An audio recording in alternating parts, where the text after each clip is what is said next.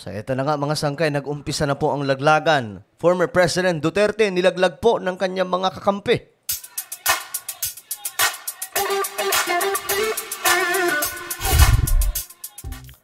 Hello guys, what's up? Magandang oras po sa inyong lahat, no? Lahat po ng mga nagagwapuhan, nagagandahan dyan na nanonood ngayon. Kamusta po kayong lahat? And I hope na okay lamang po kayo ngayon dyan sa inyong pwesto o kinalalagyan. But anyway guys, pakisubscribe po muna yung ating YouTube channel. Kung ikaw po ay nanonood dito sa YouTube, may makikita ka pong subscribe button sa ibaba. Pindutin nyo lamang po yan. Tapos i-click nyo yung bell at i-click nyo po yung all. At kung kayo naman po ay nanonood sa Facebook, huwag nyo rin po limutan syempre na i-follow ang ating Facebook page. Okay? So ito na nga mga sangkay. Pag-usapan po natin ito ngayon. Politika po sa Pilipinas na as usual mga sangkay, same pa rin. Nagkakaroon pa rin po ng mga laglagan, traiduran. At ulitin ko na naman mga sangkay, wala po tayong kinakampihan po dito na kung sino mga politiko. Binabantayin lamang po natin yung nagaganap sa Pilipinas dahil mukhang may mga matitinding banta mga sangkay. Meron pa nga pong balita ng people power di umano. So kapag nangyari ito, magkakagulo ang Pilipinas. Marami ang mawawala ng trabaho, maraming mga negosyante na naman ang mag-aalisan mga sangkay kapag ginawa ito ng kung sino man. No? At ito po ay banta di umano. At ngayon, mga sangkay, ngayon mas lalo pong pinapatunayan, no?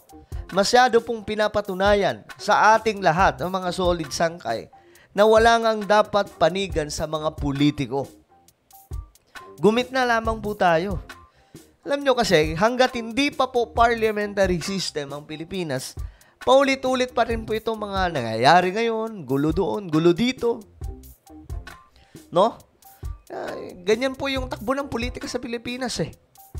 Para namang hindi po tayo nasanay. So ito, panoorin po natin, mga dating miyembro daw ng gabinete ni former President Duterte, tutol sa paghihiwalay ng Mindanao sa Pilipinas. Sa madaling sabi, sinupalpal di umano ang dating Pangulo na si Tatay Digong. Tutol ang mga dating gabinete ni dating Pangulong Rodrigo Duterte sa panawagan niyang ihiwalay ang Mindanao sa Pilipinas. Ayon naman sa isang opisyal, pwedeng kasuhan ng sedition ang dating Pangulo. Ayan, pag-usapan natin yan kanina mga sangkay, no? Na itong si former President Duterte mukhang sasampahan umano. Dahil nga po dito sa kanyang ginawa. Wala eh. Ang gulo po talaga ng politika sa Pilipinas. Nasa frontline ng balitang yan si Brian Castillo. Pasok, Brian. Sunod-sunod na kinontra ng mga dating miyembro ng gabinete ni dating Pangulong Rodrigo Duterte. Ayan na nga po. Sunod-sunod daw po ha. Sunod-sunod na kinontra. Itong gusto kong malaman, sino nga ba itong naglaglag kay former President Duterte na mga dati niyang opisyal mismo? Big sabihin, dikit sa kanya. Ang sinusulong niyang secession o ang tuluyang paghiwalay ng Mindanao sa Pilipinas. Sinabi ito ng Pangulo noong isang linggo na nauna na raw plano ni dating House Speaker at ngayon Davao del Norte Representative Pantaleon Alvarez. Ayon kay National Security Advisor at dating DILG Secretary Eduardo Año. Oh, ito, dating DILG Secretary. Sinabi po niya, ang lakas ng bansa ay nakasalalay sa pagkakaisa, kaya dapat tanggihan ang sinumang nagsusulong ng pagkakawatak-watak.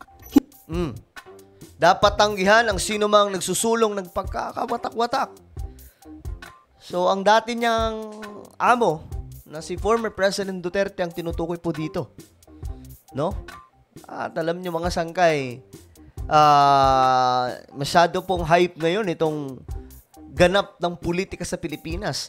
Marami ang nagsasabi dahil nga po mag-2025 na naman, election na naman. Nako po, ayan na naman po tayo mga sangkay. Eleksyon na naman, may mabubulag na naman ng pera. Ay nako po, tapos magrereklamo kapag hindi natutupad ang pangako. Wala. Ito po talaga yung sistema sa Pilipinas. Hindi raw magdadalawang isip ang gobyerno na gumamit ng puwersa laban sa lahat ng magtatangkang humiwalay sa Pilipinas. Ayan na. Nagbanta pa po ang dating opisyal ng former President Duterte. Ayan po, the national government will not hesitate to use its authority and forces. Para lamang daw po mapigil ang kung sino mang gumagawa ng division sa Pilipinas at nag-a-attempt na ihiwalay ang isang bahaging lupain ng Pilipinas. Walang iba po kundi ang Mindanao. O ayan, mga sangkay, nagkakalaglagan na po. Para naman kay Presidential Advisor on Peace, Reconciliation and Unity, Secretary Carlito Galvez Jr. Isa pa to. Dating opisyal ni former President Duterte. Ito ang maganda, mga sangkay. Okay? Itong maganda, ngayong neutral po tayo. Nakakapagkomento po tayo nang hindi po tayo bias, mga sangkay, sa pagtingin ng mga nangyayari sa Pilipinas.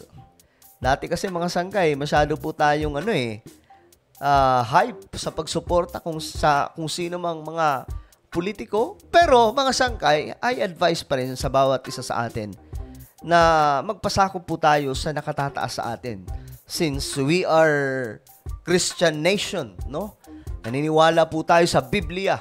Karamihan, majority sa mga Pilipino, sundin po natin ang isa sa mga utos ng ating Panginoon na magpasakop po tayo sa mga nagpapatupad ng batas, sa mga nasa pamahalaan. Ito po ay magandang gawain ng isang mamamayan, lalo-lalo na po dito sa Pilipinas, na masyado pong magulo ang politika. Mauuwi lang sa kaguluhan at hindi tayo uunlad kung magwawatak-watak ang bansa. Hinimok niya ang publiko na talikuran ang anumang uri ng destabilisasyon. Dating nagsilbing AFP Chief of Staff, Presidential Peace Advisor at COVID vaccine czar si Galvez sa ilalim ni dating Pangulong Duterte. Ayan, mga sangkay, official po ni former President Duterte. Ayon naman kay Interior Secretary Benher Abalos. Ito, isa rin po ito sa official ng dating Pangulong si Tatay Digong. Na siyang MMDA chairman noong Duterte administration, hindi solusyon ang secession sa mga problema sa Mindanao. Ayon kay Camiguin Governor Xavier Jesus Romualdo, pwedeng kasuhan ng sedesyon ng dating Pangulo, maging si Congressman Alvarez.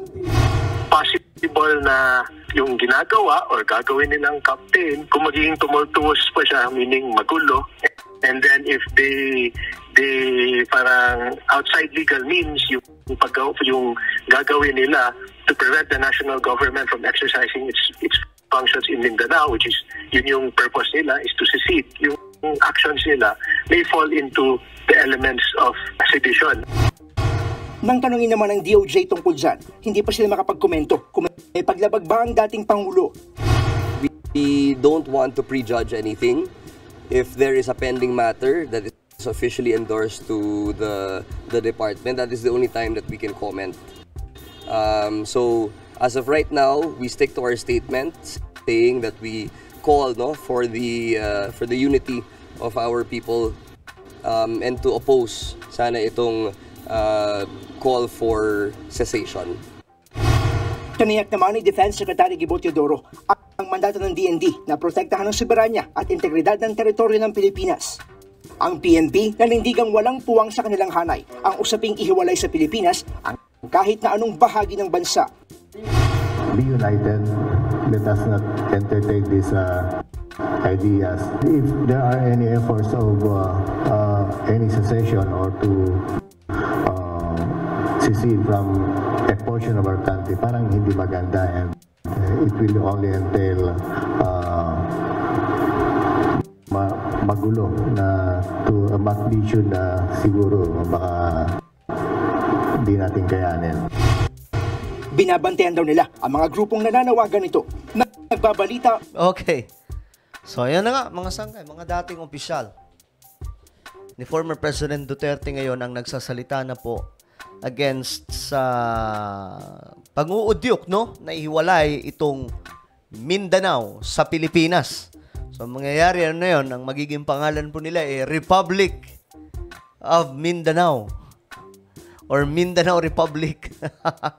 Yan ang po ang mangyayari, mga sangkit. But I'm sure naman, siguro tayo mga Pilipino, na mga normal lamang po ang pagkatao, I'm sure marami din po ang makakaisip na ito po ay hindi rin maganda, Kung ako, for me, in my own opinion, wala po akong kinakampihan. Bahala sila magkagulo dyan. But in my own opinion, wag na sana ihiwalay ang Mindanao. Kawawa naman po yung mga kamag-anak po natin na nasa Mindanao. At saka, mga sangkay, Hindi na po natin kailangan gawin yan. Ang kailangan po natin dito, ayusin po itong constitution natin. Yan po ang dapat ayusin. I-open po natin yung FDI to 100%. Nang sa ganun, marami pong mga negosyante galing sa ibang bansa ang pumarito sa Pilipinas, magtayo ng mga negosyo, at ayun mga sangkay, mapalago ang ating bayan. No? Kasi hanggat may harang po yung natin, yung ekonomiya natin, yung 60-40 restriction, pagdating po sa ekonomiya natin, walang papasok gaano ng mga foreign investors. At pangalawa, mga sangkay, magkaroon po tayo ng federal and parliamentary system. Alam nyo, pinaliwanag ko na yan. Wala pong ibang kailangan gawin, mga sangkay, kundi amyendahan ang ating constitution. Yan po. Suportahan po natin yan, mga kababayan. Ako, walang pakialam sa mga politiko na yan. Pare-parehas lang ang mga yan. Kaya nga po, mga sangkay, humiwalay na po tayo sa mga awayan. Ayaw po natin ng mga awayan, ng mga kapwa vlogger, kapwa politiko. Ay, bahala sila magsabong-sabong dyan. Basta tayo, mga sangkay, ang goal lamang po natin dito, sana maayos na po ang sistema ng ating pamahalaan. Well, what do you think, guys? Itong nangyayari ngayon, itong ginawa ng mga dating kakampi. Sabihin na po natin dating kakampi ni former President Duterte na kung saan nilaglag po siya. Ngayon, ano po ang inyong opinion tungkol dyan? Comment po sa ibaba ang inyong mga salobin. And ngayon, mga sangkay, meron pa akong Facebook group. Exclusive lamang po ito sa mga solid sangkay. Hanapin nyo po ito sa Facebook, okay? Hukbong Solid Sangkay. Kung ikaw ay talagang solido, eto, mag-join ka po dito. At make sure, no, na masasagutan nyo lahat ng tanong para makapasok kayo dito sa Facebook group na ito. So, ako na po ay magpapaalam hanggang sa muli. This is me, Sangkay Janjan. Palagi nyo pong tatandaan that Jesus loves you. God bless everyone.